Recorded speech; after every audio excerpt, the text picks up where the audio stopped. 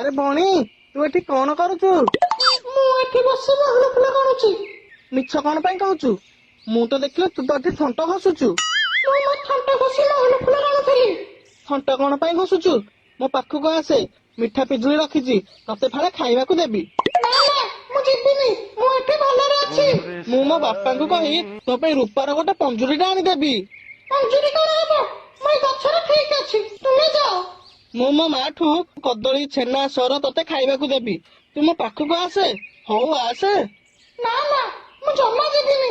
ମୁଁ ତତେ ସୁନାର ଗିନାରେ ପାଣି ଆଉ ରୂପା ଥାଳିରେ ଭାତ ଖାଇବାକୁ ଦେବି। ହଁ, ମୋ ସାଥିରେ ବି ତତେ ମେଳା ବୁଲେଇବାକୁ ନେବି।